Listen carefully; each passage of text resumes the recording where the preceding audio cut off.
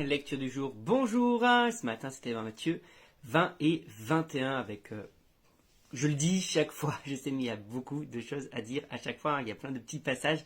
qui mériteraient une vidéo entière sur chacun des passages. Le premier c'est concernant les ouvriers que le maître vient chercher et la fin de l'histoire c'est que le premier qui a travaillé toute la journée et le dernier qui n'a travaillé qu'une heure a été payé de la même façon et bien sûr ça engendre des jalousies mais le maître rappelle que c'est lui qui rémunère les ouvriers comme il entend et qu'il fait ce qu'il veut de son argent. Et Jésus parle du salut à ce moment-là, que ceux qui sont sauvés depuis 20 ans ou ceux qui vont donner leur vie juste avant de mourir éventuellement ou peu de temps avant que Jésus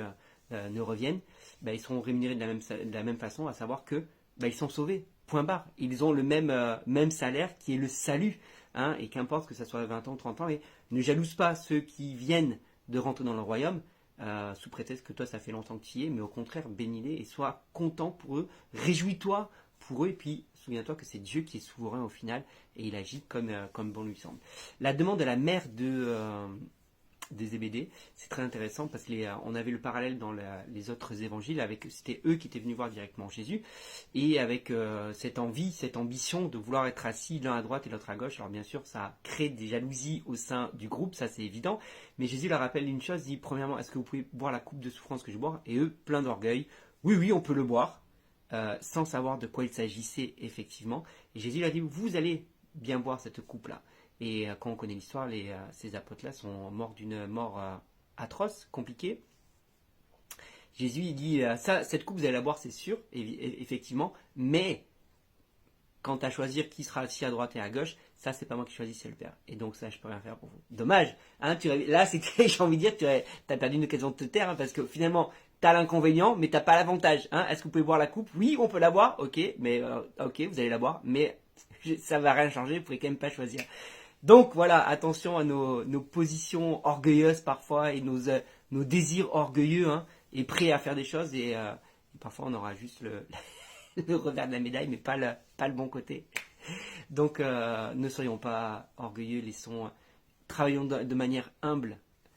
pour Dieu sans une ambition de vouloir une place élevée. D'ailleurs Jésus va le dire à plusieurs fois, on l'avait déjà lu, mais mieux vaut être assis en arrière et dire monte plutôt que de se mettre nous-mêmes se placer devant et qu'on te dise descends. Et Jésus rappelle que celui qui est le plus grand dans le royaume, c'est celui qui se fait le serviteur de tous. Alors là, c'était pas dans ce contexte, mais c'est des choses que Jésus a déjà enseignées au préalable. Dans l'autre chapitre aussi, on parle de Jésus qui chasse les vendeurs du temple. Et parfois, ça a été pris. Moi, je me rappelle avoir eu des réflexions, on dit oui, Jésus a chassé les vendeurs du temple, il ne devrait pas y avoir, par exemple, de librairie dans l'église, où on ne devrait pas vendre de livres ou de CD à la fin, quand il y avait des CD encore à l'époque, on ne devrait pas vendre parce que ça, c'est les vendeurs du temple. Non. Ce que Jésus reproche à ce moment-là dans le temple, alors déjà, il dit que ça ne devait pas se faire à l'intérieur même du temple, dans l'enceinte même du temple, ça aurait dû se faire à l'extérieur du temple, et puis les vendeurs, ils vendaient des agneaux, ils vendaient des colombes, ils vendaient toutes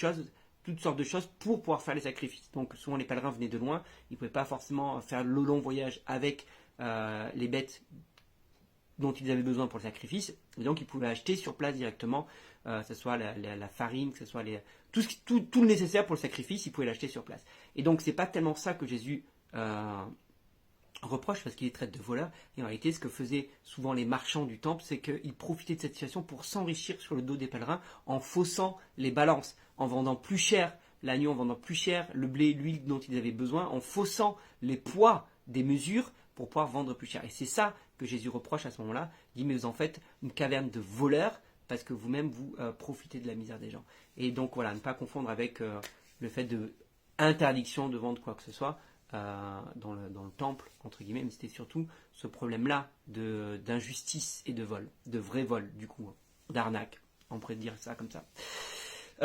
Jésus parle après, alors moi j'ai pas tout retenu, mais je retiens cette dernière chose au final des deux frères, dont le père vient voir, il dit mais va dans ma vigne travailler, oui j'y vais, et puis au final il va pas, et puis l'autre il dit non j'irai pas, et puis finalement il y va, et lequel des deux a fait la volonté du père? C'est celui qui l'a faite, au final. Il vaut mieux dire au début ne pas avoir envie et finir par y aller que dire oui je vais y aller, faire bonne figure au début et puis ne pas faire les choses. Donc ce qui compte c'est bien sûr faire les choses. Voilà, dis-moi toi ce que tu as retenu sur ces deux chapitres denses avec beaucoup d'enseignements et puis je te souhaite une bonne journée.